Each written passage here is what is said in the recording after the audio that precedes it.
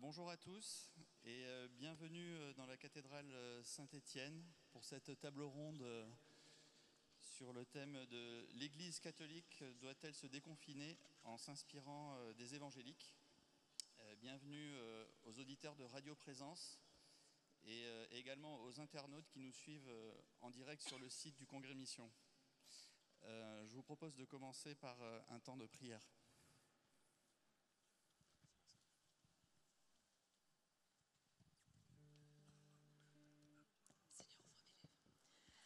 Seigneur, ouvre mes lèvres et ma bouche publiera ta louange.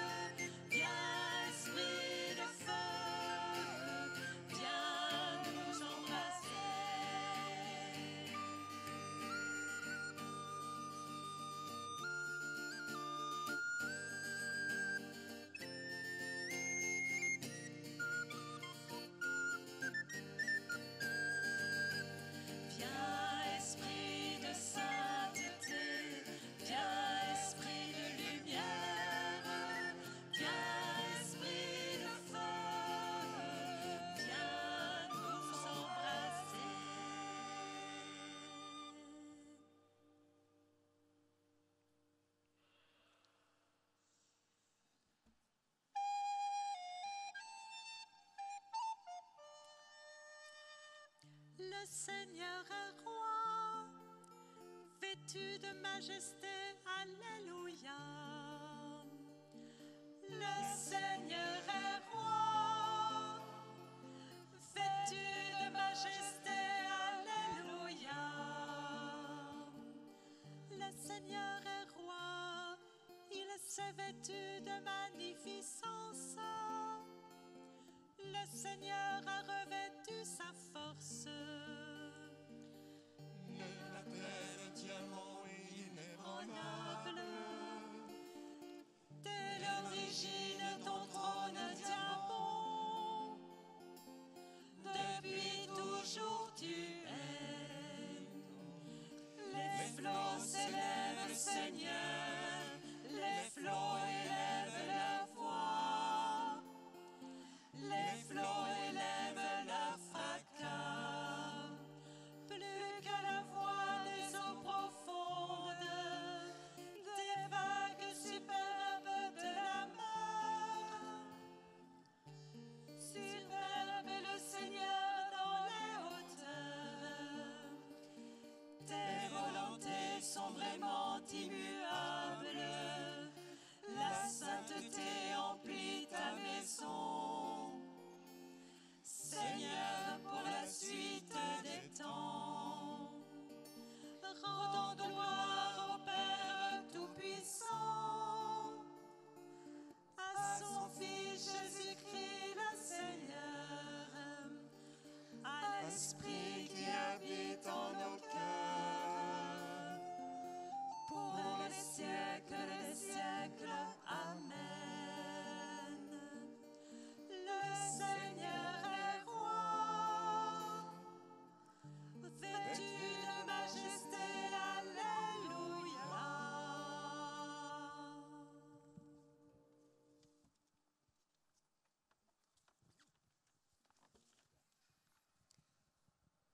livre d'Ézéchiel.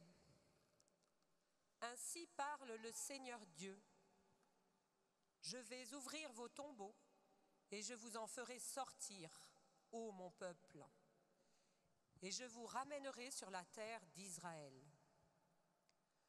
Vous saurez que je suis le Seigneur quand j'ouvrirai vos tombeaux et vous en ferai sortir, ô mon peuple.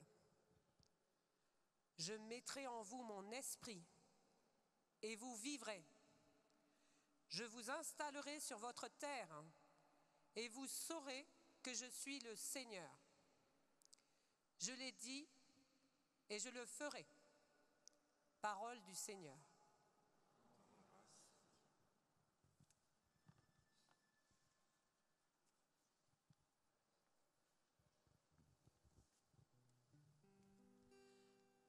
Toi la résurrection et la vie, Jésus, tu as détruit la mort.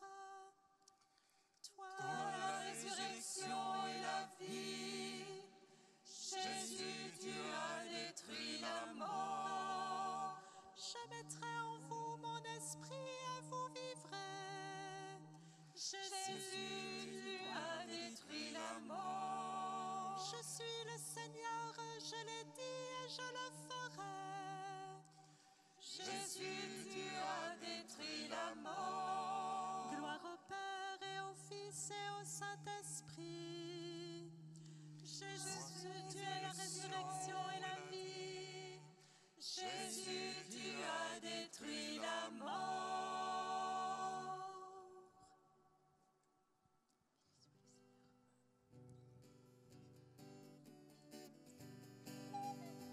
Béni soit le Seigneur, soleil levant, qui vient nous visiter.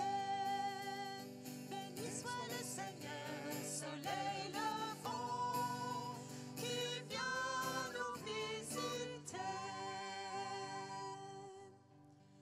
Béni soit le Seigneur, le Dieu d'Israël, qui visite et rachète son peuple.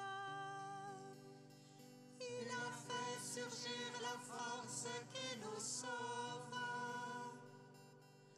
Dans la maison de David, son serviteur, comme il l'avait dit par la bouche des saints, par ses prophètes depuis les temps anciens.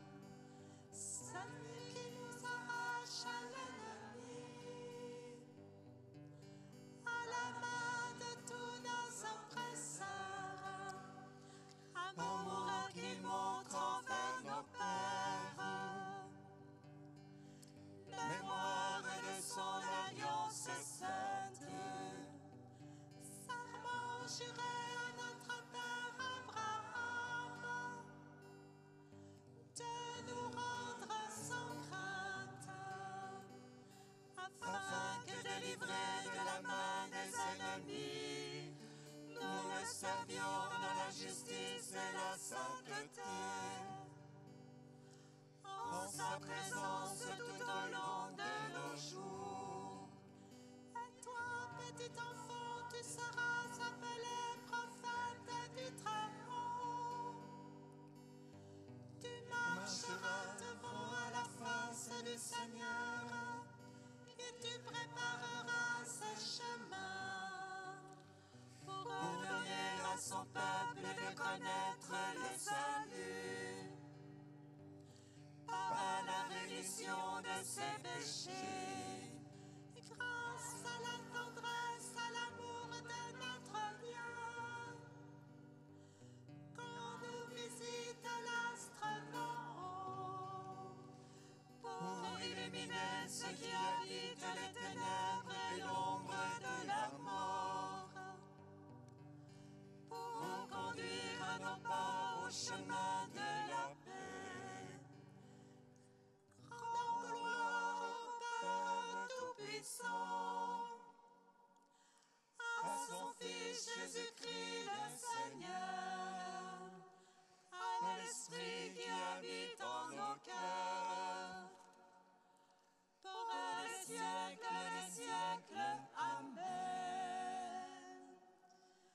Béni le Seigneur, soleil levant, qui vient nous visiter.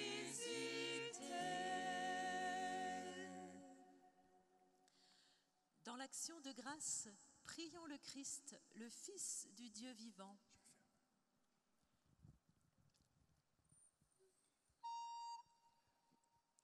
Alléluia, Alléluia, Alléluia, Alléluia, Alléluia, Alléluia. Seigneur Jésus, lumière de lumière, éclaire-nous en ce jour qui commence. Toi qui viens à notre rencontre, sois de toutes nos rencontres aujourd'hui. Toi qui nous accueilles quand nous te recevons, rends-nous accueillants à tous ceux qui te cherchent. Alléluia, Alléluia, Alléluia. Toi qui t'es fait nourriture et breuvage, maintiens en nous l'énergie de l'Eucharistie. Seigneur Jésus, lumière est sur la vie et la mort des hommes. Éclaire à travers nous ceux qui sont heureux et ceux qui souffrent. Alléluia, Alléluia, Alléluia.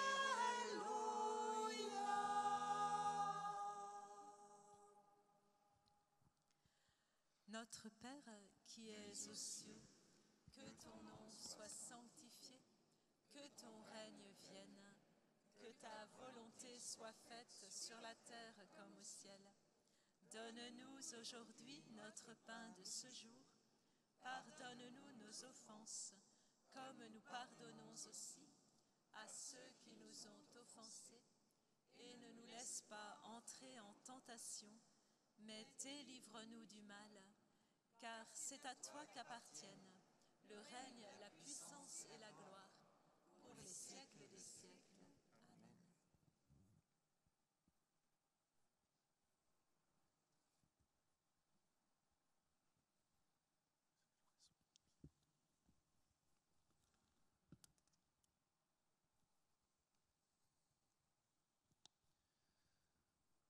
Dans ton amour inépuisable, Dieu éternel et tout-puissant, tu combles ceux qui t'implorent bien au-delà de leurs mérites et de leurs désirs. Répands sur nous ta miséricorde, en délivrant notre conscience de ce qui l'inquiète et en donnant peu que nous n'osons demander. Par Jésus-Christ, ton Fils unique, notre Seigneur et notre Dieu, qui règne avec toi dans l'unité du Saint-Esprit, maintenant et pour les siècles des siècles. Amen. Le Seigneur soit avec vous. Et que Dieu Tout-Puissant vous bénisse, le Père, le Fils et le Saint-Esprit.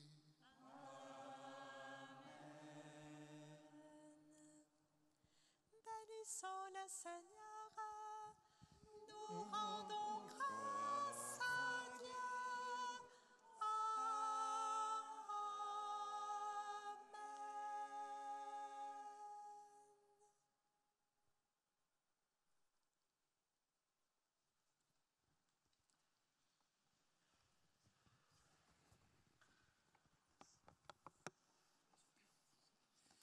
Bien, nous allons commencer la table ronde.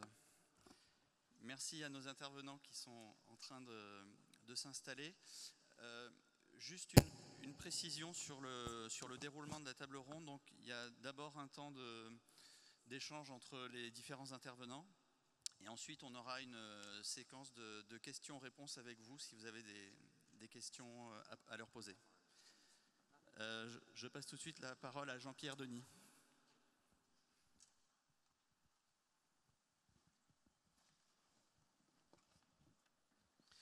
Bonjour à tout le monde, je suis très heureux de vous retrouver de visu dans la cathédrale et puis à travers les ondes de radio présence.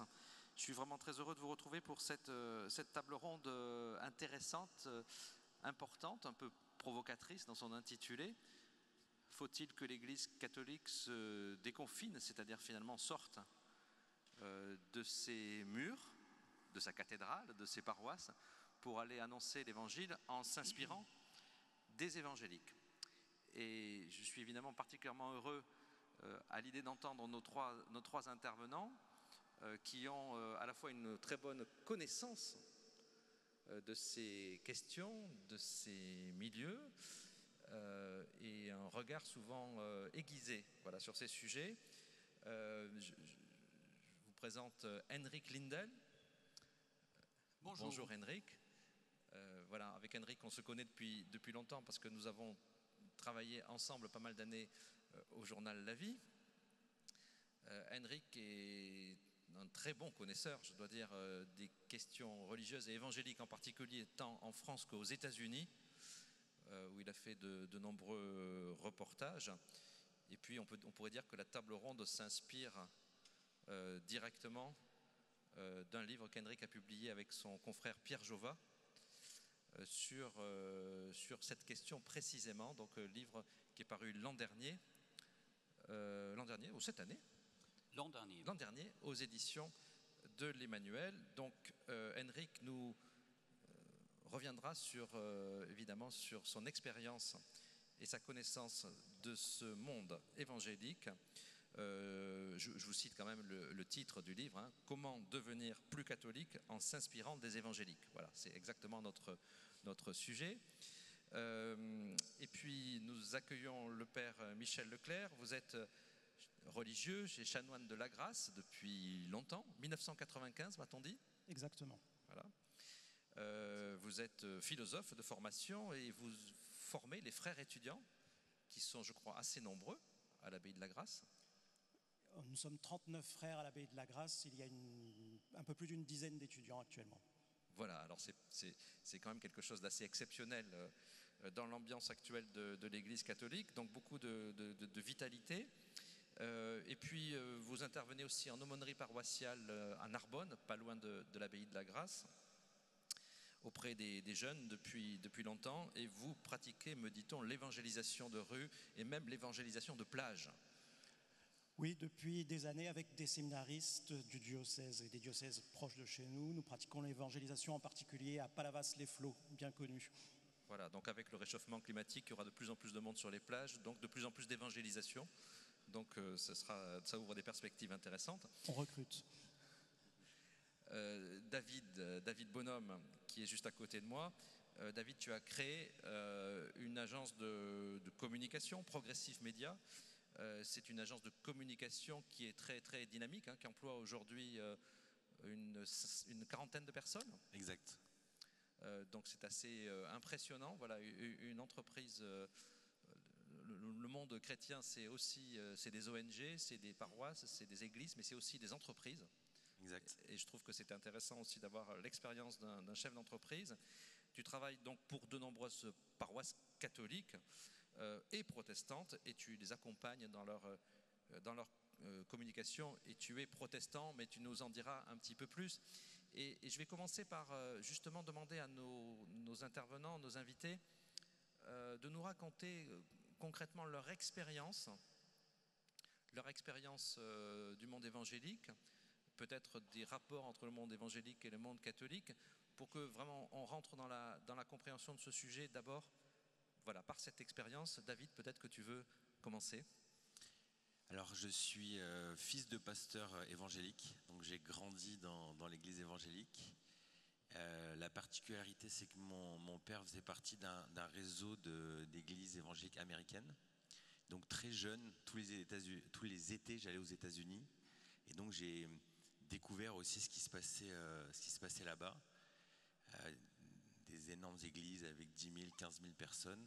Des dynamiques qui c'était vraiment une autre planète.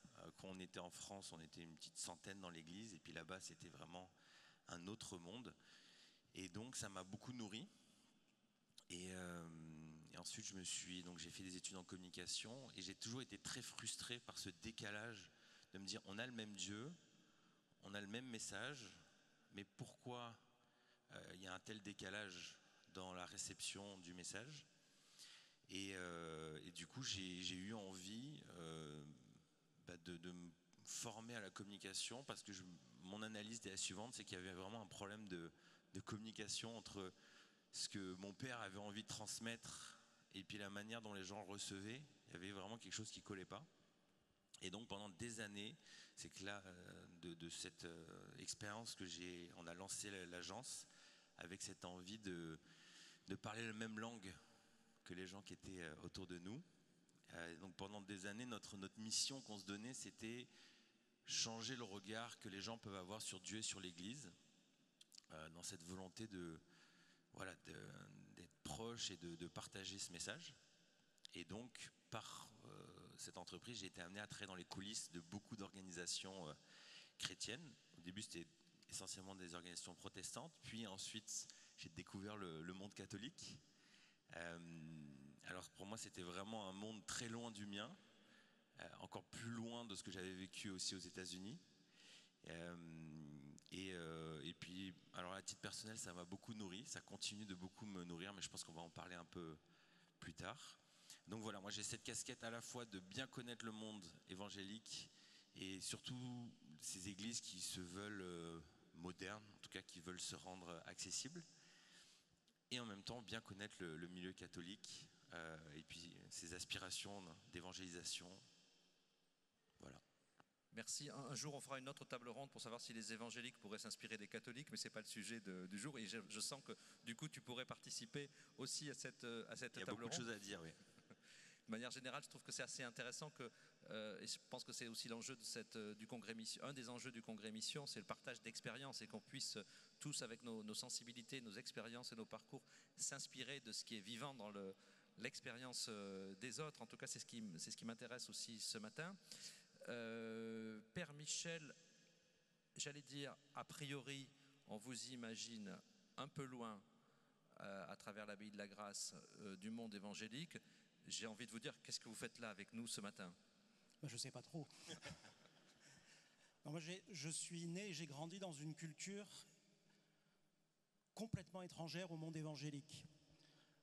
À la Grâce, on chante en grégorien, on porte l'habit, on est dans un monde qui pourrait paraître le plus opposé possible au monde évangélique.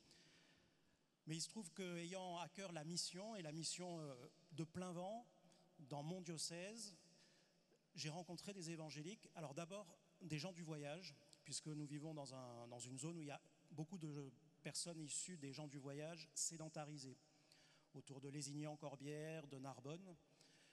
Et donc j'ai découvert les évangéliques là.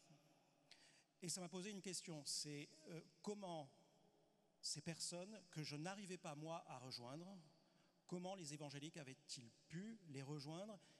Et comment ces personnes qui ont une foi qui informe vraiment toute leur vie au quotidien, ont-elles pu recevoir l'Esprit Saint alors que moi, quand je prêchais, quand je les invitais, en fait ça ne leur disait rien. Et puis cette réflexion s'est prolongée, notamment par l'évangélisation de rue ou l'évangélisation sur les plages. J'ai découvert que les personnes les plus simples, des milieux sociologiques les plus simples, étaient touchées par le message évangélique, par la manière de vivre des évangéliques, alors que nous, catholiques, nous n'arrivions pas à les toucher.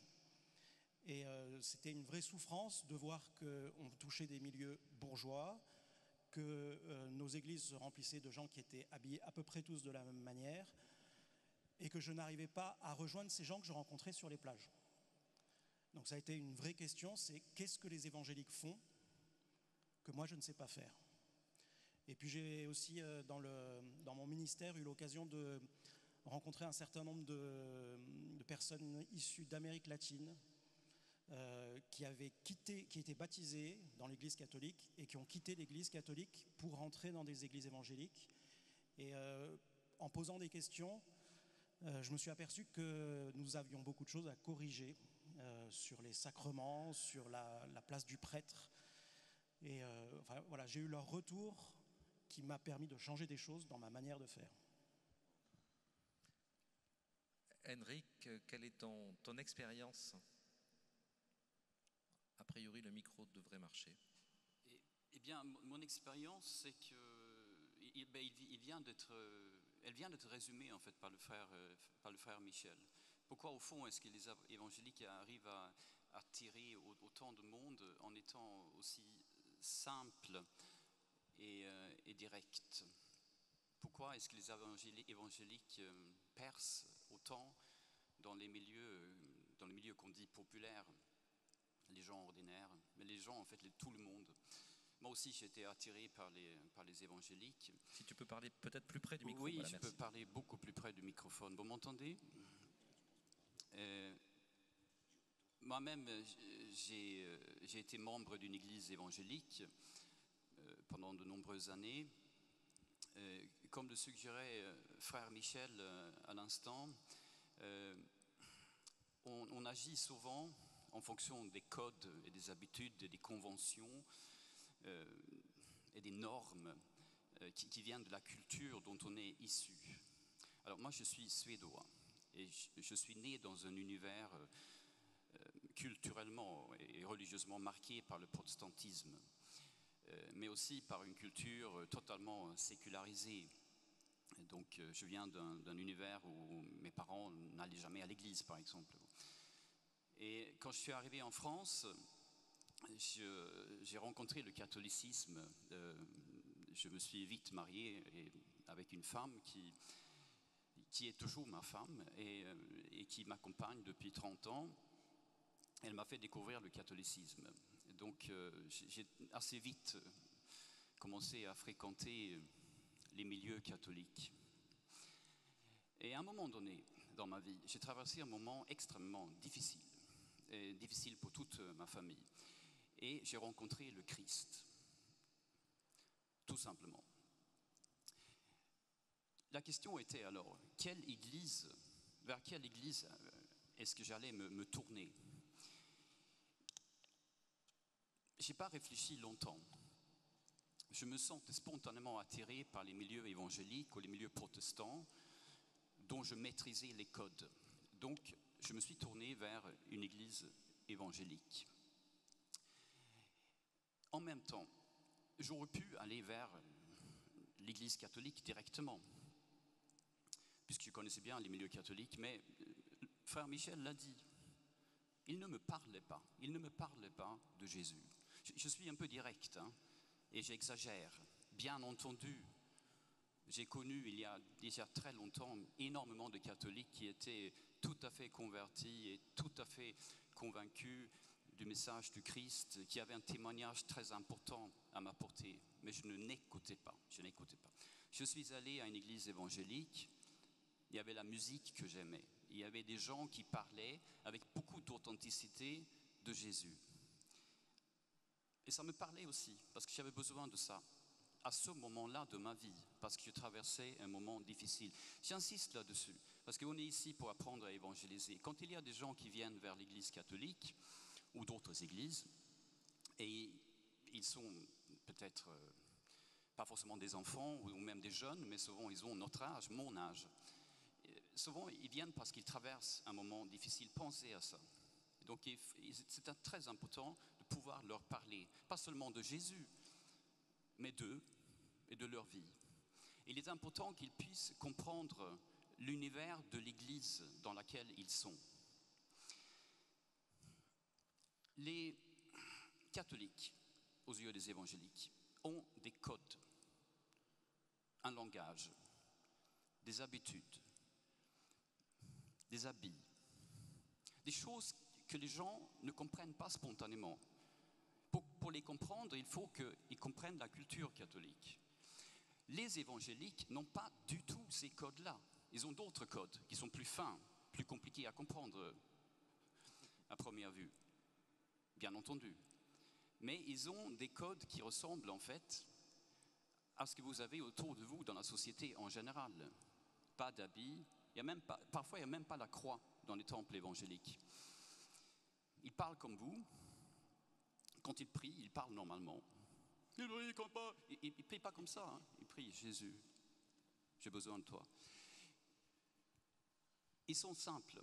Et bon, ça c'est mon truc à moi, mais chacun son truc, n'est-ce pas ? Ils jouent une musique qu'on peut entendre ailleurs dans la société. Donc la musique qui fonctionne comme un instrument, comme un langage de l'âme si vous voulez, cette musique est à peu près la même que vous pouvez entendre ailleurs. J'ai été trop long, Jean-Pierre, je sais. Mais c'est très important, parce que franchement, encore une fois, frère Michel a bien situé le problème pour l'Église catholique. Henrik, on ne va pas faire toute la bien table sûr. ronde d'un coup. Il est toujours comme ça. Hein. Ça fait 10 ans que j'ai travaillé avec lui. Vous imaginez dans une conférence de rédaction, hein, Henrik a toujours des choses passionnantes à dire et ça tombe bien. Voilà. Mais juste pour terminer, on a compris que tu étais allé chez les évangéliques. Tu y es resté? Je connais la réponse, mais pour finir ton parcours, pour qu'on fasse connaissance avec toi. En un mot. Est-ce que les évangéliques pourraient s'inspirer des catholiques? Oui, bien sûr. J'ai été tellement inspiré.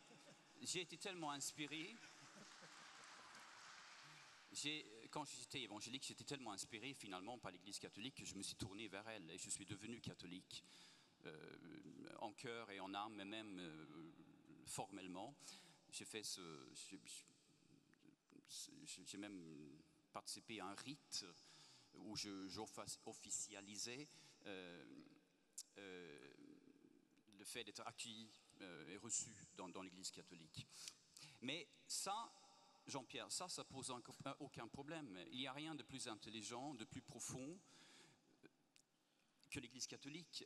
L'Église catholique, c'est la continuité, c'est l'historicité, c'est la tradition. On reviendra, si vous voulez, David, bonhomme, là-dessus sur la tradition. C'est la succession apostolique. Il y a 1001 raisons pour être dans l'Église catholique. Mais ça, ce n'est pas le problème aujourd'hui, ce matin. Alors, ce n'est pas le problème de ce matin, en effet, mais c'est un problème, une question intéressante et passionnante. On a commencé par dire tout ce qu'il y avait d'intéressant dans le monde évangélique. Moi, j'ai envie de vous dire, attendez, parce que quand j'écoute la radio, j'allume la télé, je lis les journaux, j'entends dire que les évangéliques, c'est le grand méchant loup. Hein, ils vont nous croquer, voire ils vont nous donner le virus, le coronavirus. Vous vous souvenez de cet épisode au début de la pandémie, quand on a montré du doigt une communauté évangélique, la porte ouverte à Mulhouse, je crois, en disant, voyez, ça c'est les évangéliques et le virus, il est là. Et puis on nous parle des évangéliques en les associant avec Trump, ça fait pas très bonne impression, enfin peut-être que ça fait bonne impression à certains, mais il y en a beaucoup à qui ça fait une très mauvaise impression.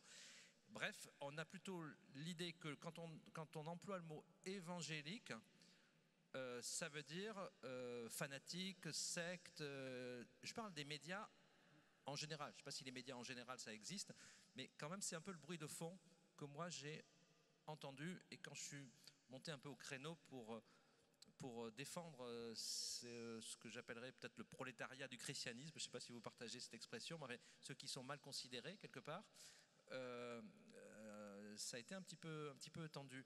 Alors voilà, je ne sais pas comment vous percevez, est-ce que vous entendez ça, et est-ce que c'est fondé aussi, et voilà, David. Alors déjà, moi c'est pareil, quand j'entendais le milieu catholique, pour moi les catholiques c'était tous les mêmes. Et quand on dit évangélique, on se dit c'est tous les mêmes. Mais il y a une multitude de sensibilités. Il va y avoir des gens beaucoup plus réservés, dans le silence, d'autres qui sont extravagants. Et je pense que les médias, ils ont trouvé un filon pour faire un peu du buzz, c'est d'aller dans des milieux très charismatiques et surtout aller chercher la délivrance extrême, la personne qui se roule par terre, qui en fait des tonnes, des milieux où voilà, on est un peu borderline. Et ce qu'il faut savoir aussi dans le milieu évangélique, c'est qu'il y a des institutions, mais n'importe qui demain peut dire voilà, moi je fais une église et je suis pasteur et je fais à ma sauce.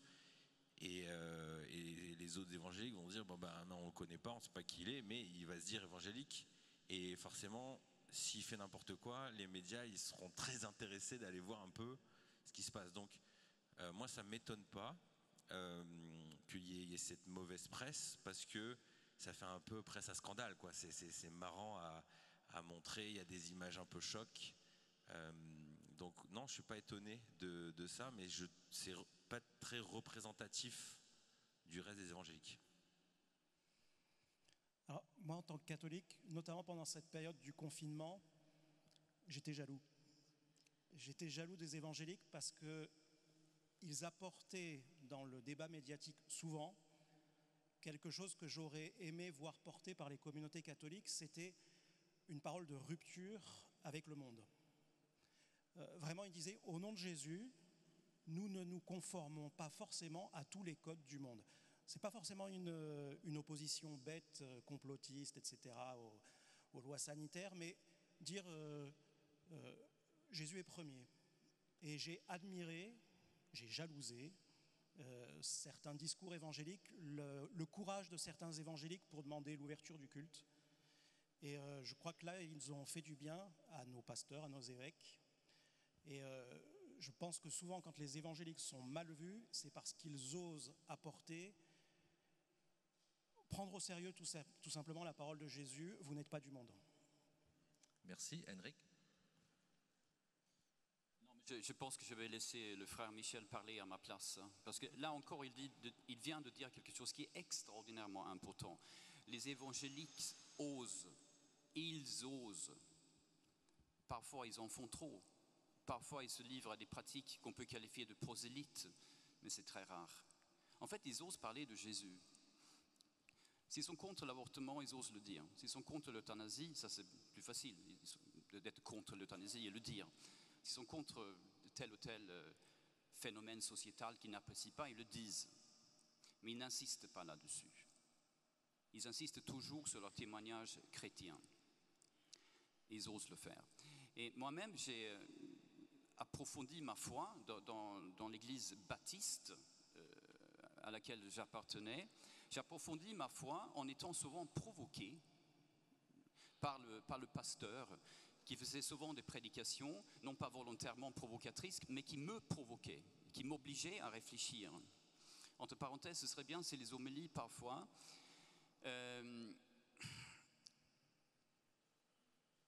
pouvaient avoir un message provocateur, mais au sens positif, constructif du terme. Maintenant, les évangéliques, il y en a de toutes les sortes. Il y a des sectes. Je ne suis pas sûr que le phénomène sectaire évangélique soit en augmentation, mais il y en a, c'est sûr.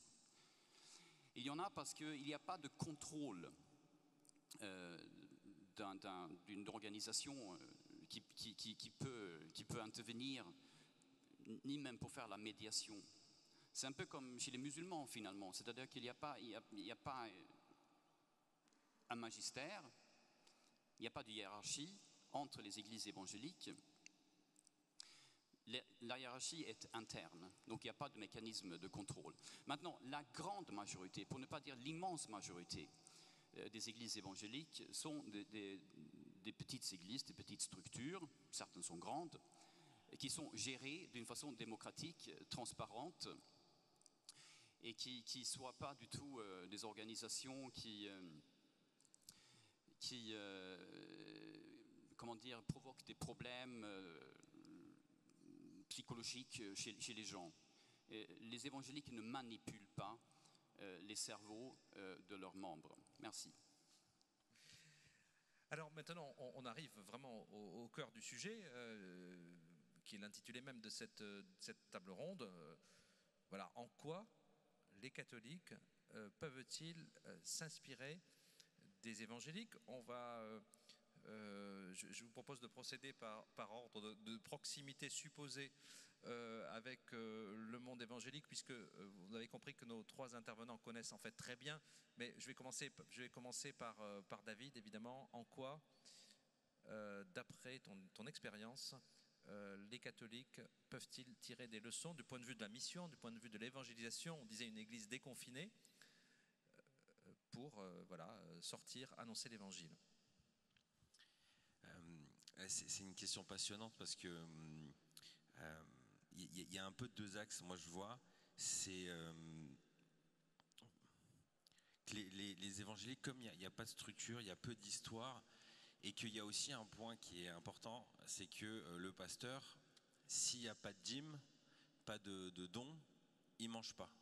Donc la structure n'avance pas. Donc ça oblige à un peu casser les codes et avancer, se développer. Donc ça lui met une grosse pression sur les épaules, Si l'organisation ne se développe pas, qu'il n'y a pas de membres, c'est la galère. Donc du coup, il va toujours réfléchir à comment le message doit être porté, comment ça doit se développer, et toujours dans cet état d'esprit. Donc, pour répondre à cette question, il y a plein de choses qui ont été dites avant. Dans la forme, dans l'église évangélique, moi je suis à une église à Bordeaux qui s'appelle Momentum. Je vous invite à aller regarder. Ils font des cultes en vidéo, c'est très moderne. Il y a cette volonté, et donc je dirais pas tous les évangéliques. Quand je dis s'inspirer des évangéliques, je dirais s'inspirer de ceux qui ont une volonté d'aller partir des besoins, des problèmes des gens. Et l'homélie, nous on appelle ça la prédication, mais beaucoup de pasteurs travaillent leur prédication en partant des problèmes des gens. Problèmes autour de la dépression. Qu'est-ce que Jésus a à dire sur ce sujet-là? L'insomnie, les problèmes de couple, trouver une carrière, une destination, donner du sens. Et en fait, on part du besoin et on essaye de mettre Christ au milieu de tout ça. Donc moi, à chaque fois que je vais à la messe, je me fais violence. J'essaye d'écouter. En plus, je ne connais pas les codes. Donc, est-ce qu'il faut que je me lève, je m'assois? Enfin, je suis un peu perdu. Et je pense qu'il y a un gros travail à essayer de se mettre dans la tête de gens qui ne sont pas du milieu catholique et comprendre la difficulté que c'est de comprendre la messe, de ce qui se passe. Et un évangile qui est obligé d'être accessible, sinon il meurt, il n'a pas le choix. Il ne peut pas maintenir un super bâtiment avec 5 personnes qui viennent le dimanche. Il est cuit, il ferme à la fin de la semaine, donc il n'a pas le choix. Donc il est obligé d'être toujours dans cette dynamique, comment je vais rejoindre les gens. Et je pense que ça, c'est un des défis. Nous, on a un slogan depuis toujours dans Progressif, c'est changer aujourd'hui pour exister demain. Et je pense changer aujourd'hui pour exister demain. Exister demain.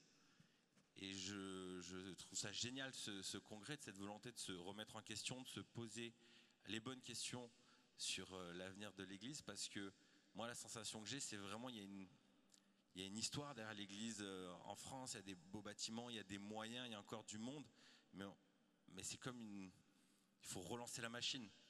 Et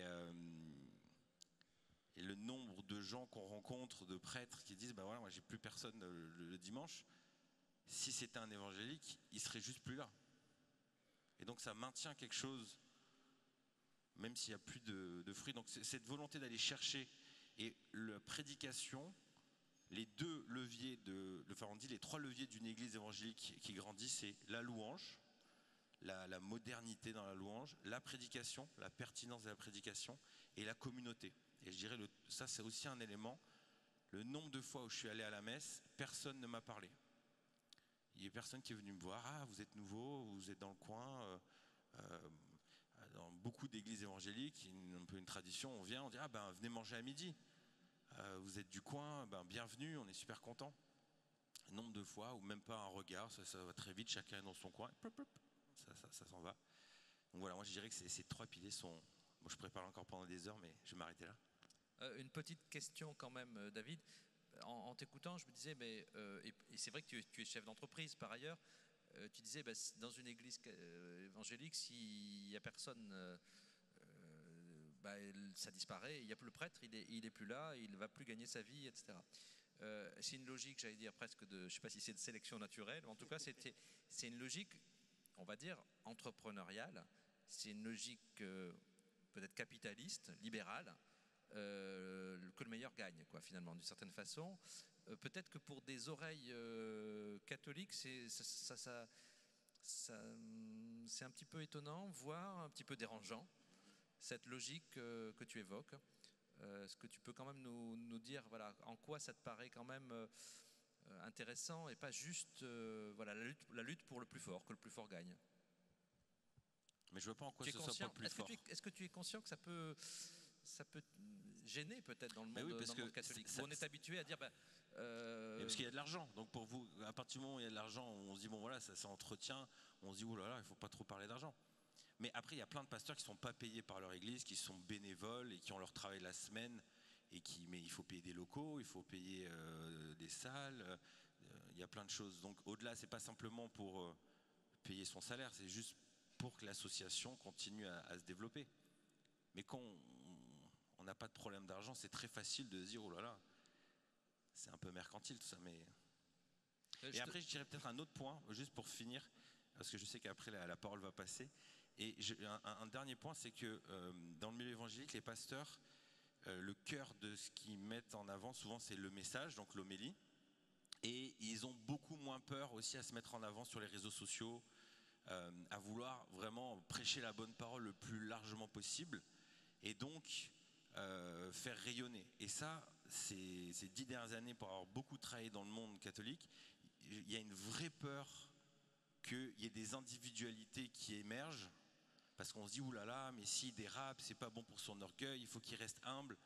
Et oui, mais moi j'aime beaucoup analyser, Jésus est venu sur terre, et Paul va dire, suivez mon exemple, soyez mes imitateurs comme je suis les imitateurs du Christ.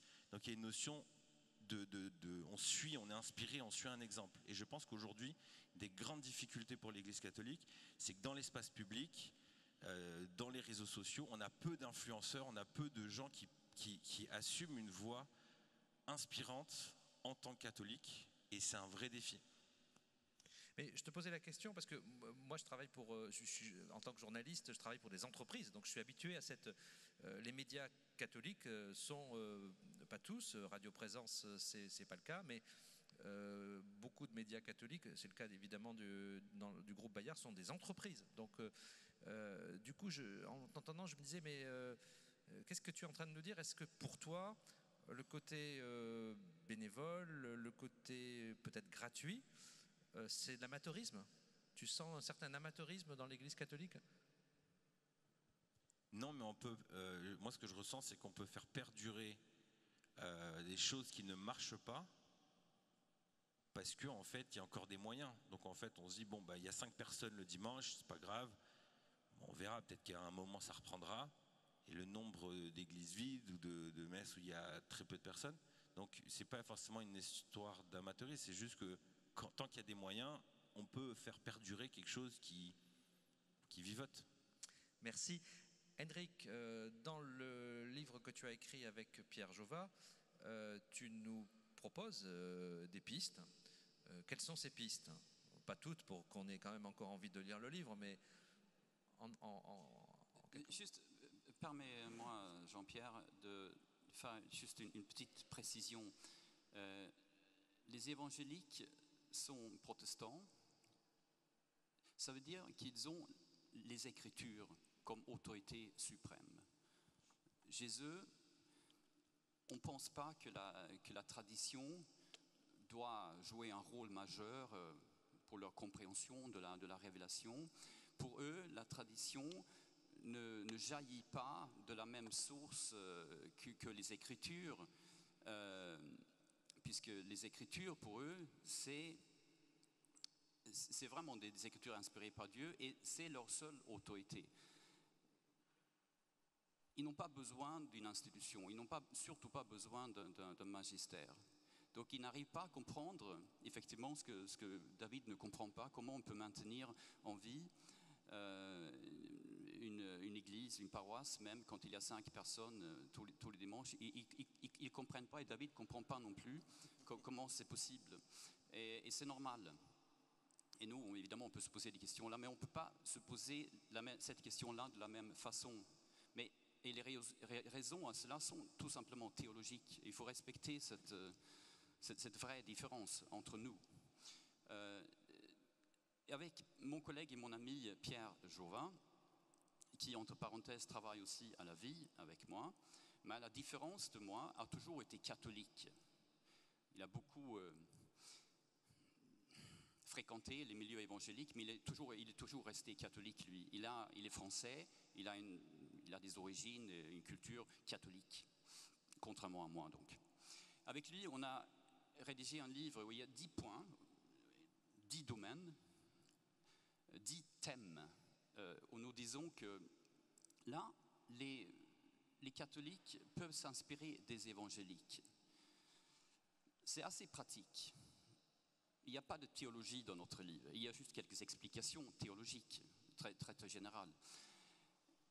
Adopter ces choses qu'on suggère ne veut pas dire qu'on deviendra évangélique. Je suis la preuve flagrante qu'on peut même fréquenter des milieux évangéliques et devenir catholique. C'est d'ailleurs ce qu'on dit dans le titre. Si vous faites ce qu'ils font dans tel ou tel domaine, vous allez devenir encore plus catholique. On le dit avec un clin d'œil. Hein. On s'amuse beaucoup d'ailleurs, Pierre et moi. Et on s'amuse pas mal aussi chez les évangéliques. Parmi les thèmes qu'on propose, il y a des choses qui sont évidentes. Le sens de l'accueil dont ont parlé à la fois David et frère Michel. L'importance d'avoir des homélies pertinentes. Moi, je dis dans un chapitre que j'ai écrit et dont je suis très fier qu'il faut que les homélies soient plus longues.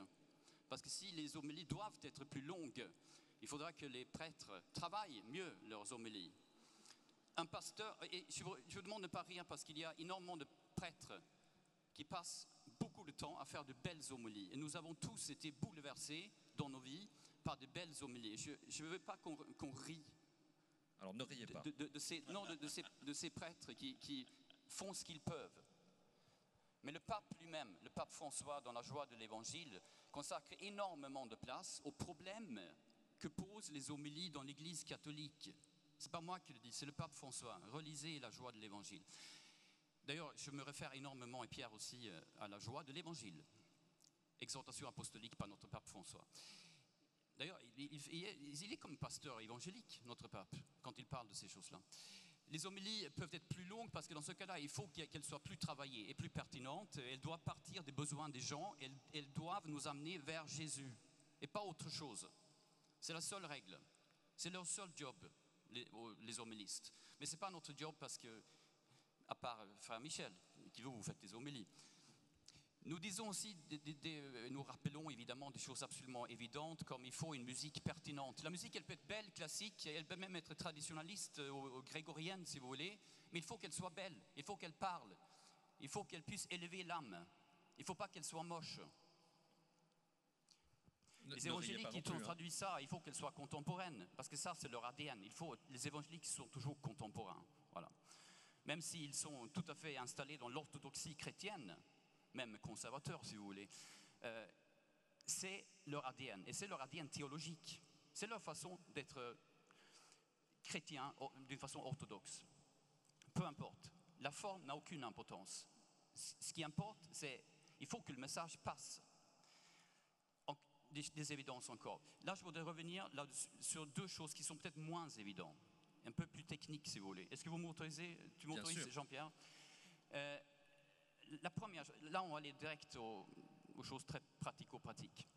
Les évangéliques ont des groupes de maisons. Groupe, plus loin, plus loin, maison. Je ne parle pas de maisonnés, ceux qui viennent de la communauté de l'Emmanuel ou du chemin neuf, peut-être des béatitudes, je ne sais pas, mais ils ont des maisonnés, ou des choses qui ressemblent à ce que je vais vous dire, mais ce n'est pas tout à fait la même chose. Groupe de maisons. Ça veut dire que dans chaque paroisse, il y a des petits groupes de 5 à 10 personnes. Pratiquement tous les paroissiens pourraient se retrouver dans un de ces groupes. Dans ces groupes qui se réunissent une fois par semaine, ils viennent partager la parole de Dieu, ils viennent prier, chanter, ils viennent parler d'eux-mêmes, de leur vie, entre frères et sœurs chrétiens.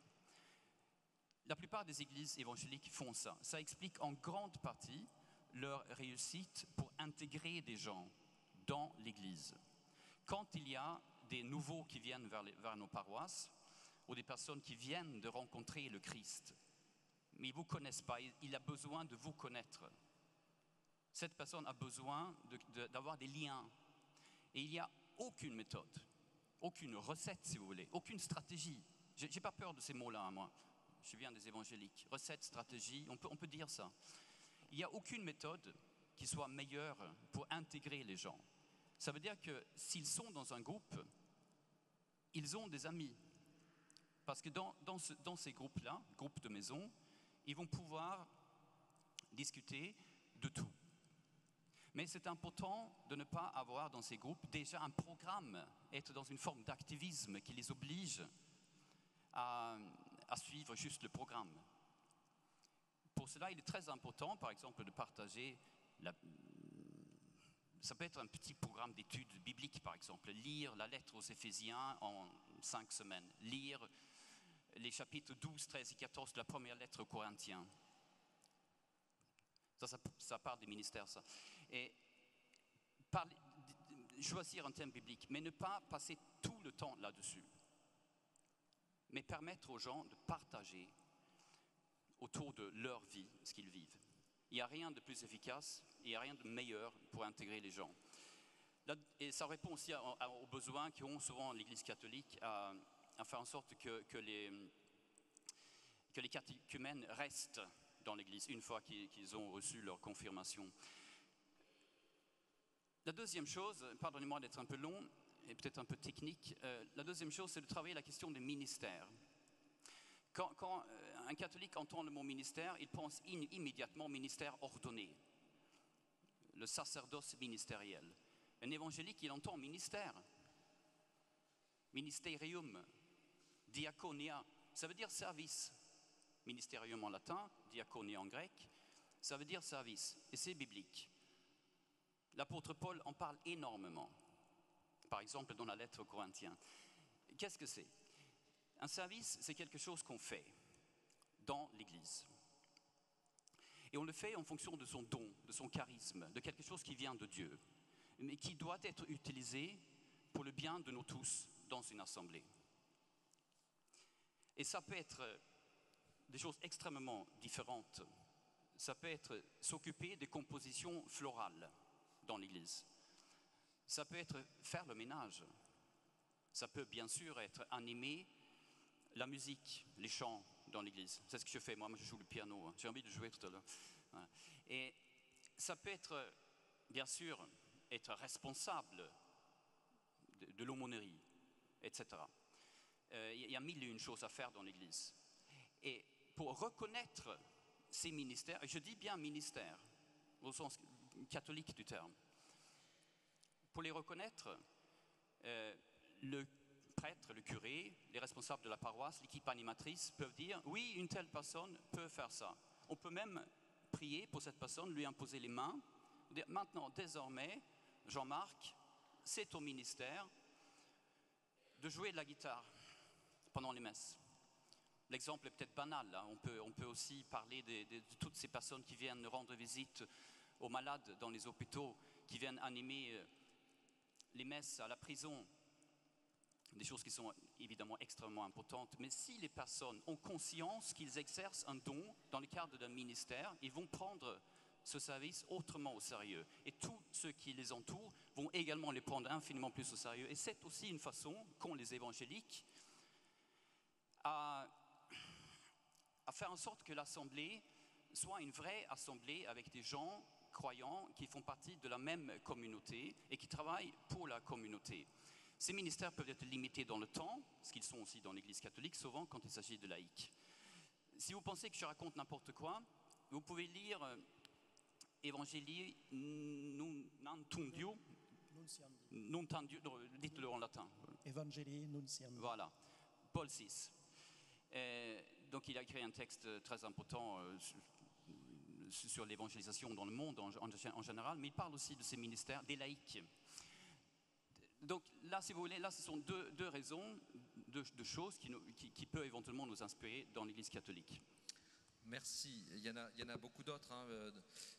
D'ailleurs, je vous signale qu'Henrik se tient à votre disposition pour dédicacer son livre à 11h après notre table ronde au village juste derrière la cathédrale. Eh bien, Père Michel, à vous de nous dire en quoi on peut, quand on est catholique, s'inspirer des évangéliques. Alors, je vais commencer par un petit témoignage personnel, ce qui m'a inspiré moi-même. Un jour, dans une prédication, j'ai entendu un de mes frères poser la question à l'Assemblée « Depuis quand n'avez-vous pas prononcé le nom de Jésus ?» Et je me suis dit, moi, prêtre, est-ce que j'ai prononcé le nom de Jésus aujourd'hui, hier? Alors oui, dans mon bréviaire, dans ma prière, mais est-ce que je l'ai prononcé dans mes mots, dans ma conversation? Est-ce qu'avec mes frères, j'ai dit Jésus? Et je me suis dit non. Et puis je suis remonté 1 jour, 2 jours, 3 jours, et je ne me souvenais pas de la dernière fois. Et donc ce frère m'a interpellé. Et du coup, j'ai dit, je vais changer ma manière de faire. Au lieu de dire, comme un prof que je suis par nature, je vais vous expliquer ce que nous dit Jésus dans l'Évangile, je vais vous expliquer qui est Dieu, je vais vous parler de la Trinité. Ce qui est nécessaire, la formation, c'est nécessaire. Mais je me suis rendu compte que peut-être que la première étape de l'annonce, c'était de témoigner et de dire, voilà qui est Jésus dans ma vie. Jésus me sauve, j'aime Jésus. À la première personne. Et j'ai changé ma manière de prêcher. Et un jour, à la sortie de la messe, il y a un de mes frères qui m'a dit, c'est bizarre, vous prêchez avec vos tripes et au fond, c'est pas si mal. Et je me suis dit, si j'ai appris ça, peut-être que j'ai appris quelque chose des évangéliques ou peut-être tout simplement de l'évangile. Alors, comme je suis quand même indécrotablement catholique, je vais essayer de le théoriser, mais on va partir de l'écriture. En fait, je crois que ce que les évangéliques prennent au sérieux, c'est les actes des apôtres, acte 4, versets 30 et suivants. Quand l'Esprit Saint descend, qu'est-ce qui se passe? Le premier effet, c'est qu'ils annoncent le royaume de Dieu avec assurance. Et souvent, les catholiques l'annoncent selon le plan pastoral diocésain, selon ce qui a été décidé en conseil pastoral selon ce qui a été discerné dans l'EAP. Mais est-ce qu'on annonce avec assurance? C'est-à-dire, est-ce qu'on peut se lever? Est-ce que quand je sors dans la rue, si quelqu'un me parle, je peux lui dire Jésus me sauve aujourd'hui, voilà, je l'ai rencontré ce matin, je l'ai prié, je lui ai parlé, il me sauve, il m'aime. Alors peut-être que ce n'est pas dans le plan, mais ce n'est pas grave. Donc ça, c'est le premier point, je crois que les évangélistes prennent au sérieux, c'est annoncer avec assurance. Et le deuxième point, c'est le verset suivant dans les Actes, c'est « Ils mettaient tout en commun, ils n'avaient qu'un seul cœur et une seule âme ». Et effectivement, l'expérience d'une messe catholique où tout le monde sort sur le parvis, on se fait un petit sourire, et puis chacun se disperse, on se dit quel est le fruit de l'Eucharistie? Est-ce que c'est l'unité de la communauté? Alors elle est peut-être très spirituelle, tellement spirituelle qu'elle ne se voit plus. Et si elle ne se voit plus, alors elle ne s'expérimente plus. Parce que ça, c'est un trésor que nous avons, nous catholiques, c'est les sacrements. Et les sacrements, c'est des signes sensibles, qui ne sont pas que des signes, qui sont efficaces. Et si l'Eucharistie est vraiment le sacrement du corps du Christ, alors le corps eucharistique qui vient nous nourrir, il doit se voir dans le corps mystique, dans le corps ecclésial. Et donc, à la sortie de la messe, un jour, j'ai dit en prédication, tout le monde va aller voir une personne qu'il ne connaît pas, qui n'a jamais parlé, va lui dire bonjour, va se présenter et on va parler. Alors chez nous, c'est commode, il y a une grande cour à la sortie de l'église. Et puis cette cour, c'est devenu la cour des miracles.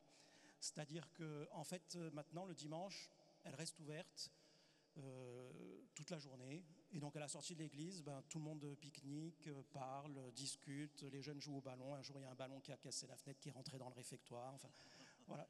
Et ce désordre-là, dans une abbaye, vous voyez, où tout est en silence et bien réglé, ce désordre-là, c'est peut-être simplement le souffle de l'Esprit Saint.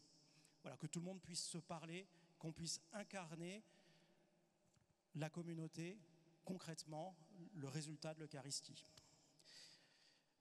Troisième point que je voudrais évoquer, pour rebondir sur ce que vous avez dit sur les moyens. Un point important, c'est que les évangéliques osent dire il faut prendre des moyens humains adaptés. Il y a peut-être chez les catholiques un peu de surnaturalisme. On dit si on fait ce qu'on a à faire, l'Esprit Saint fera son travail. Mais faisons-nous ce que nous avons à faire. J'aime bien dire que pour se poser, l'Esprit Saint a besoin d'une piste d'atterrissage. Et la piste d'atterrissage, c'est pour nous la recherche, c'est déjà la fuite de la médiocrité. Si les chants à la messe sont nuls, pour le dire simplement, nous ne pourrons pas manifester la beauté et la grandeur de Dieu. Ça suppose de répéter. Alors après, si une communauté répète et fait de son mieux, je ne vais pas la mépriser. Si dans une petite paroisse de campagne, le chœur est un petit peu branlant, je ne vais pas le mépriser. mais ils auront fait tout ce qu'ils ont pu, alors l'Esprit Saint pourra se poser même dans des moyens pauvres. Mais si nous ne nous y mettons pas humainement, si nous ne travaillons pas nos compétences humaines, alors l'Esprit Saint ne peut pas se poser, il est obligé de faire des miracles contre nous. Or, ce n'est pas comme ça qu'il procède habituellement. De temps en temps, il nous bouscule, mais il ne veut pas faire des miracles contre nous, il faut lui ouvrir la voie.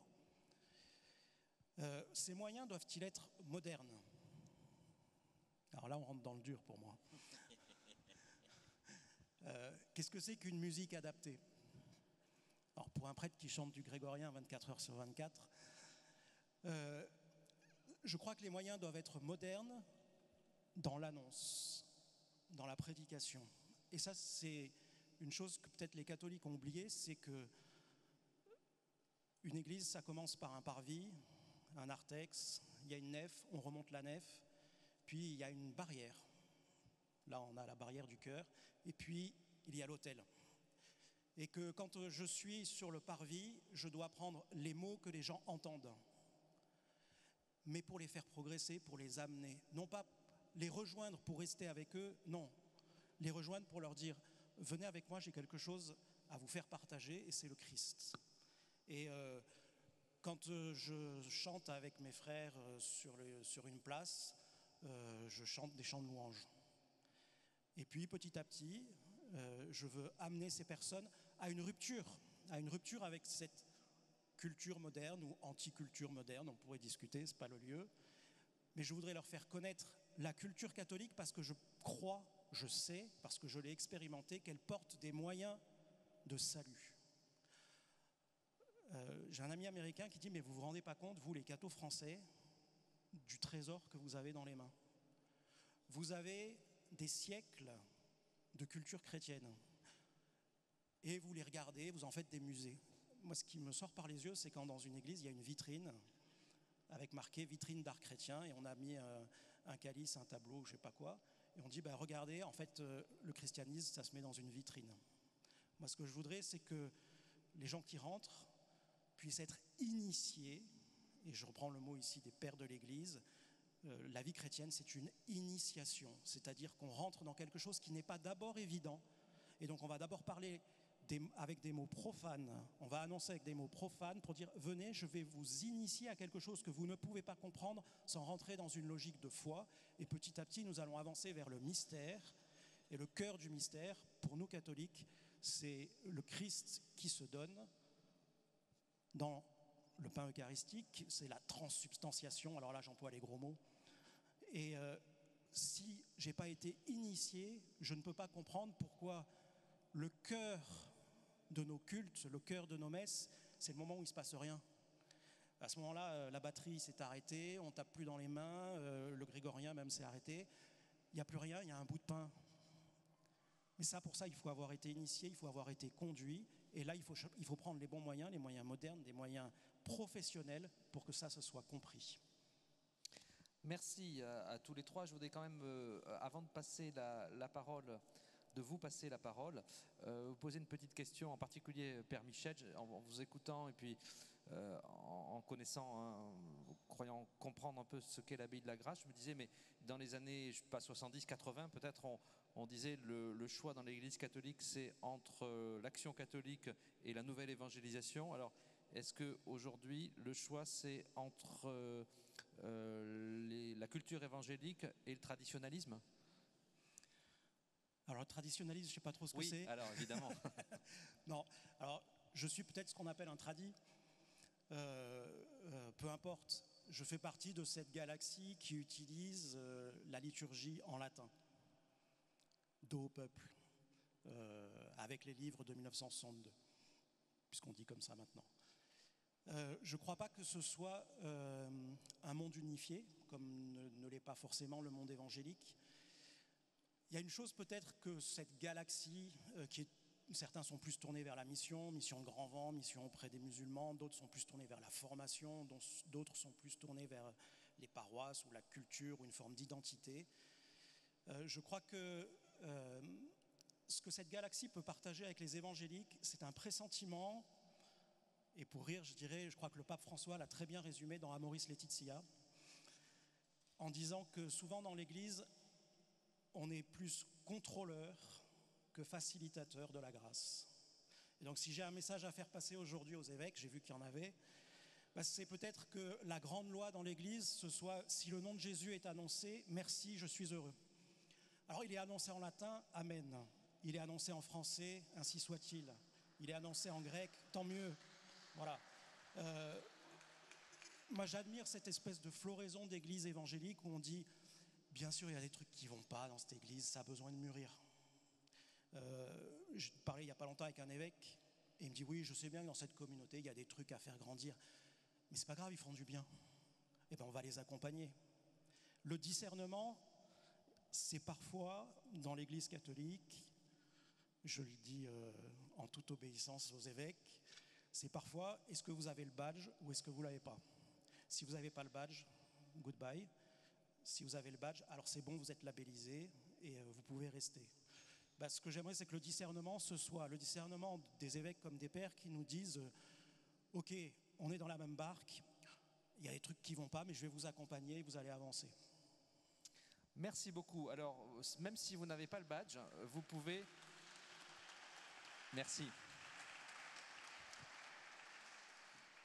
Même si vous n'avez pas le badge, donc vous pouvez prendre la parole, évidemment le plus brièvement possible pour que cette parole soit partagée. Il y a un bras qui se lève tout à fait au fond. Voilà, donc nous avons une vingtaine de minutes pour échanger.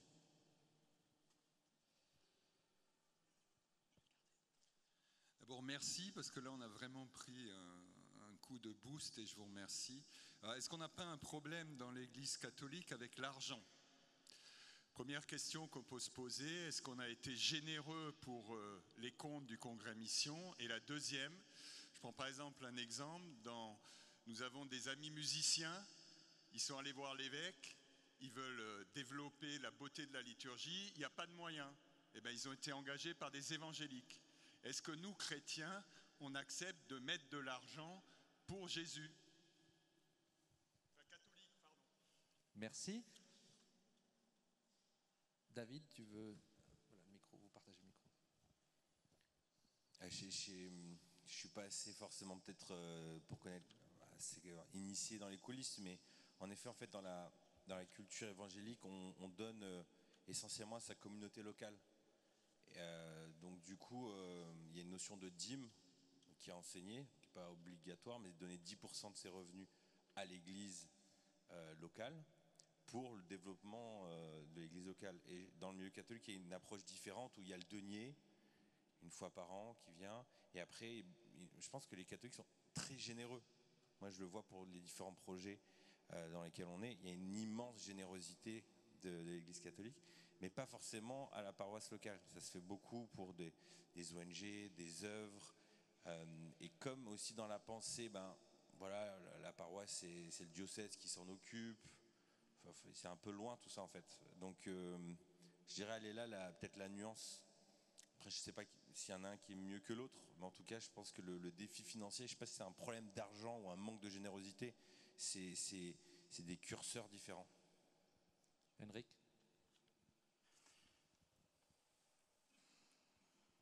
Toutes les églises évangéliques que j'ai connues en région parisienne, aux États-Unis et en Suède n'ont aucun problème pour trouver de l'argent pour s'acheter des instruments de musique, des ordinateurs, des logiciels qui permettent de projeter les paroles dans l'église, des choses qui coûtent finalement assez cher parce que les évangéliques donnent. Ils donnent beaucoup. Enfin, c'est la dîme, 10% de leurs revenus. Et ils ont compris que, parce que leur pasteur leur dit souvent, c'est bien de donner 10% de leurs revenus. Et beaucoup d'entre eux comprennent ça littéralement. Moi, quand j'étais baptiste, je regardais parfois la cuisine interne. Je voyais les chèques, par exemple, arriver. Il y avait des chèques qui étaient 89,7 €, 93,12 €. Je ne comprenais pas au début, mais ça veut dire, on m'a dit, mais Henrik, il donne un dixième de le revenu. Ah oui, d'accord. Oui. Donc, bon, c'est comme ça, c'est leur culture, c'est certainement pas la culture catholique. Et d'ailleurs, la dîme, on peut la comprendre de mille et une manières. La dîme se réfère, je crois, aussi à une époque où il n'y avait pas de services sociaux, sanitaires, etc. Et donc, ces 10% étaient aussi prévus pour s'occuper même des besoins matériels parfois de tout le monde. Donc, c'est ce que j'allais dire, la générosité des catholiques, elle n'est pas forcément orientée vers l'activité proprement peut-être paroissiale ou missionnaire, mais aussi vers le secours catholique, par exemple. C'est bien la preuve que les catholiques sont généreux. Bien sûr, les sondages confirment que les catholiques pratiquants, ou même pas pratiquants d'ailleurs, donnent souvent beaucoup plus d'argent que les autres. Et ils donnent probablement autant que les évangéliques au total, mais la conscientisation sur les besoins de la paroisse, les besoins économiques, je pense qu'elle reste à faire. Sinon, comment expliquez-vous que dans les quartiers bourgeois, au sens sociologique du terme, dans les quartiers aisés, il y a des paroisses où il n'y a pratiquement pas de piano numérique, il n'y a pas une bonne sono, alors que vous allez en banlieue, chez les évangéliques qui sont généralement composés de foyers modestes, là vous trouvez tout ce qu'il faut pour animer les cultes. Comment expliquez-vous ce problème-là? Parce que c'est un problème. Merci. Une autre... François du diocèse d'Auch. Henrik Lendel en a fait l'allusion, il a parlé de la rencontre personnelle avec le Seigneur. Pourquoi dans notre Église catholique, on ne parle pas suffisamment de ce point de départ de l'évangélisation, qui est la rencontre personnelle avec Jésus, Seigneur et Sauveur? Père Michel. Alors, je crois qu'il y a une raison historique, c'est que beaucoup de nos prêtres ont été formés pour tenir une paroisse. Et donc, ce qu'il y avait derrière, c'était l'idée, les gens ont déjà rencontré Jésus puisqu'ils sont déjà là. Et donc, en fait, ils sont là pour parler à des gens qui ont rencontré Jésus et entretenir cette communauté. C'est un petit peu comme ça qu'ont été formés les prêtres de l'ancienne génération. Et encore, au moins dans certains lieux, qu'on forme des prêtres. Il se trouve que la donne a changé, c'est que d'abord, il n'y a pas grand monde dans l'église et que donc les brebis, elles sont à l'extérieur, elles n'ont pas rencontré Jésus. Et même beaucoup de ceux qui sont dans l'église n'ont pas rencontré Jésus personnellement. Et ça, en fait, les prêtres ne l'ont pas encore appris, ou pas tous, ça commence vraiment à changer. Et puis il y a une deuxième chose, c'est la pudeur. On n'ose pas parler de ce que fait la rencontre avec Jésus, parce que la rencontre avec Jésus, ça nous change, et ça me change. Je vous parlais de la prédication. Le jour où j'ai décidé de changer ma prédication, on m'a confié la prédication un jeudi saint, je me suis mis à pleurer. Alors, dans une église tradie, un prêtre qui pleure pendant un sermon, ça se fait pas. On m'a regardé en disant qu'est-ce qu'il a fait? Non, il n'a pas trop bu parce que c'est plutôt une période de jeûne. Il a du mal à dormir, il est un peu fragile, il déprime. Mais oser pleurer parce que parler de l'Eucharistie et parler du prêtre, ça bouleverse mon cœur, ça se fait pas. Et donc je crois que c'est chacun qui doit changer et qui doit oser dire voilà ce que Jésus a fait dans mon cœur, voilà ce que Jésus a fait dans mon âme, voilà ce qu'il a changé dans ma vie. Et si j'ai un conseil à vous donner, c'est aller voir votre prêtre, aller voir votre curé personnellement, comme un ami, et posez-lui la question mon père, qu'est-ce que Jésus a changé dans votre cœur? Parce qu'on ne lui demande jamais. On lui demande est-ce que vous pouvez m'expliquer Éphésiens 5 ou qui fait les fleurs cette semaine? Donc on lui demande d'être un organisateur ou un professeur, on ne lui demande pas de témoigner comme disciple de Jésus.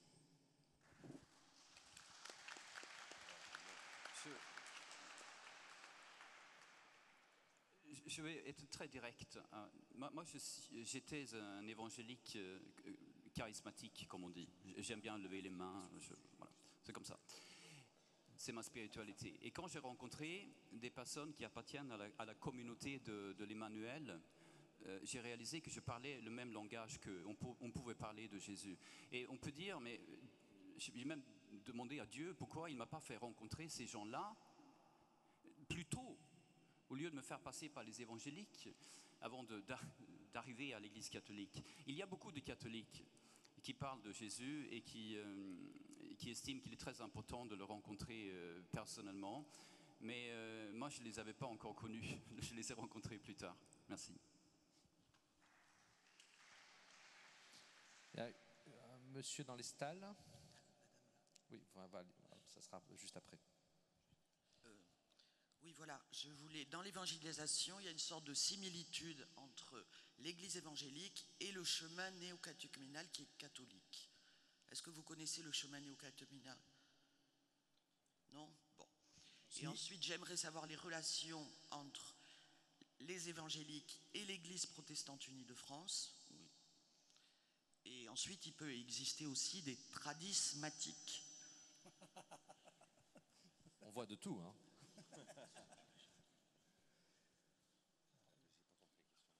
Vous voulez dire, est-ce que le chemin, si j'ai bien compris votre question, c'est est-ce que le chemin néocatéchuménal, c'est quelque chose qui ressemble au courant évangélique, mais à l'intérieur du monde catholique?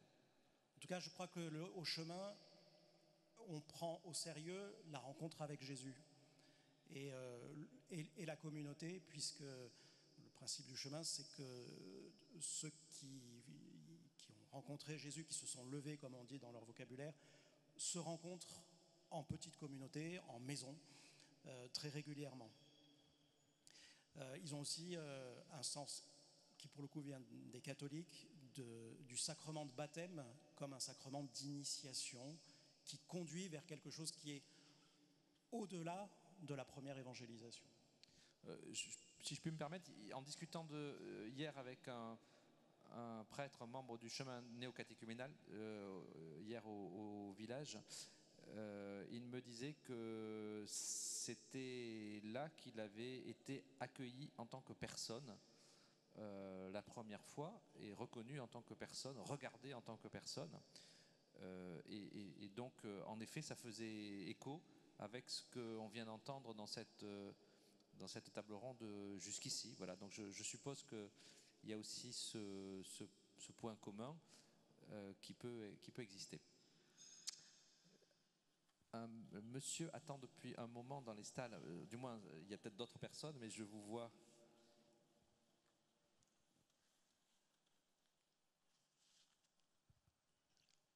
Alors, cela fait plus de 30 ans que j'ai découvert la communauté du Chemin Neuf, qui est une communauté catholique à vocation œcuménique, donc qui me permet de rencontrer toutes sortes de frères à quelque église qu'ils appartiennent. D'autre part, comme le montre le t-shirt que j'ai, cela fait 20 ans que je participe à des parcours alpha. Et dans l'équipe régionale des parcours alpha, outre des catholiques, il y a des protestants de l'Église réformée unie et il y a aussi des évangéliques. Donc ce qui m'a permis de les connaître et sans aucune difficulté de participer à leur culte.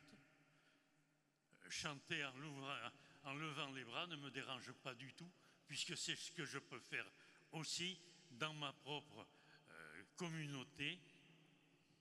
Donc, je pense qu'il y a effectivement des liens qui peuvent se créer.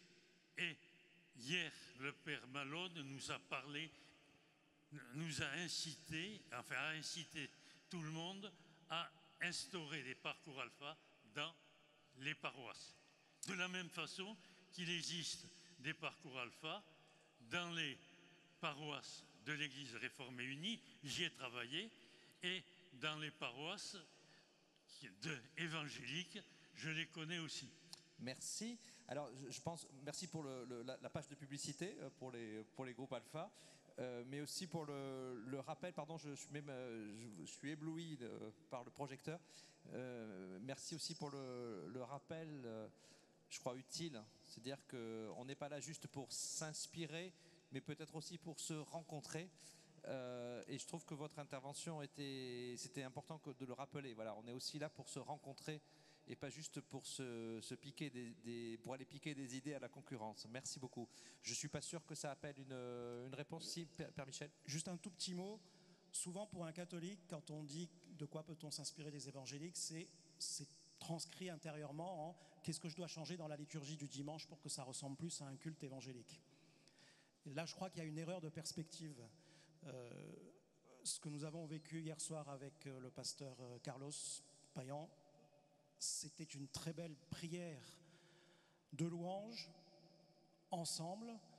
Ça ne veut pas dire qu'une liturgie catholique doit devenir ce que nous avons vécu hier. Et il me semble qu'on doit pouvoir, comme catholique, être conscient qu'on a des trésors, notamment tout ce qui est le sacré, la culture qui passe par le sacré, qui est un moyen d'aller à Dieu, mais que pour y arriver, nous avons besoin que les évangéliques peut-être nous réapprennent ce qu'on appelle l'annonce du kérygme. Alors il nous reste la possibilité de prendre un dernier témoignage, une dernière question, si elle est très brève. Voilà, c'est arbitraire, c'est la première personne qui a été repérée, qui sera la dernière à avoir la parole, et puis on sera obligé de conclure. Bonjour. Donc, rapidement, s'il vous plaît. Oui, je voudrais d'abord dire merci pour ces éclairages, et aussi ce sont des leçons que nous avons reçues maintenant. Comment être ouvert, surtout vers l'autre. Merci à M. Eric et à tous les intervenants. Moi, je voudrais plutôt témoigner, on va dire, pour dire que l'Église catholique aussi fait des choses, mais c'est la timidité que je ne conçois pas dans ma religion. On est très timide, on est très froid. On n'a pas le zèle qu'on trouve évidemment chez les évangéliques. Moi, je fais partie d'un groupe charismatique. Et ce que M. Lindell a cité, à savoir accueillir, comment dire, être dans une réception, l'accueil de l'autre et pouvoir s'intéresser rien qu'à elle, à cette personne qui vient dans le groupe de prière, on le fait déjà dans les groupes charismatiques. On le pratique, on accueille de cette manière-là. Et dans ce qui concerne les ministères, on pratique aussi ce genre de méthode de ministère chez nous dans les églises charismatiques, dans les groupes charismatiques. Les ministères de louange, les ministères de fleurir les églises ou même décorer. On a tous ces ministères. On vit ce que vous venez de dire, mais seulement les prêtres, les curés n'accueillent pas malheureusement ces groupes charismatiques qui doivent attirer les jeunes, la nouvelle génération, faire vivre nos églises. On a déjà cette inspiration. Merci beaucoup. Pardon, excusez-moi de vous donner l'impression que je vous coupe la parole, c'est juste qu'il faut qu'on reste dans le temps. Je me permettrai quand même une petite... petit bémol, j'ai trouvé votre témoignage très intéressant, mais je pense qu'on ne peut pas généraliser en disant les paroisses, les curés, etc. Il y a beaucoup de situations dans l'Église catholique, mais on a retenu, je pense, l'importance de votre témoignage et de ce que vous vivez. Et je vais proposer tout simplement à David de conclure. Je voulais aussi partager ce que là, on regarde à comment s'inspirer des évangéliques. Moi, je viens du milieu évangélique et je suis très inspiré par le milieu catholique, mais j'ai l'impression de voir... Parce que quand j'en parle avec des amis catholiques, eux, c'est comme ils l'ont intégré. Et je pense qu'il y a un peu deux axes. C'est s'inspirer sur certains points des évangéliques, mais il y a aussi faire remonter à la surface des choses qui sont vos trésors et peut-être vous en rendez plus compte. Aujourd'hui, on a un courant dans la société de la méditation. Vous l'avez vu, on parle de millions de personnes qui s'abonnent à des applications de méditation. Moi, j'ai découvert l'oraison. La recherche du silence avec j'ai une abbaye Carme à côté de chez moi où je vais faire des retraites et ça me fait un bien fou et je pense que là il y a quelque chose à promouvoir, à faire connaître parce que il y a une soif immense d'intériorité, de silence dans le bruit dans lequel on est et ça vous l'avez entre vos mains.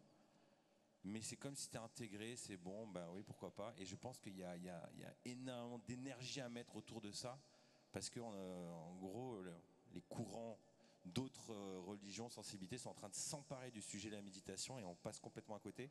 L'autre chose, c'est ces bâtiments il y a quelque chose de grandiose dedans. Et le nombre de fois où j'étais dans des endroits grandioses comme ça, et puis une toute petite messe, et ce côté de tradition, moi j'ai hâte, j'ai pas eu encore l'occasion, j'ai plusieurs amis qui me disent David, il faut qu'on t'emmène dans des messes traditionnelles où vraiment on t'emmène dans une autre galaxie, quelque chose d'autre, quelque chose de sacré. Et je pense que là, il y a aller dans l'excellence là-dedans pour vraiment déconnecter les gens de leur réalité. Et donc je pense que le monde évangélique est intéressant en se disant voilà, on s'inspire de la culture et venez dans cette culture, mais je crois qu'il y a aussi un autre axe, c'est aller encore à fond dans l'autre chose et assumer ces vitraux, ces architectures, la musique différente. Enfin voilà, je pense qu'il y a énormément de créativité à explorer là-dedans. Et puis vous avez des abbayes, des monastères, des lieux de retraite où en fait on a une société qui va à 1000 à l'heure, les gens font des burn-out, des dépressions, on a un taux de maladies qui explose, et vous avez des lieux de ressourcement, de silence, de guérison qui sont, c'est unique en France, et ça il faut les promouvoir, il faut les mettre en avant. Voilà, je m'arrête.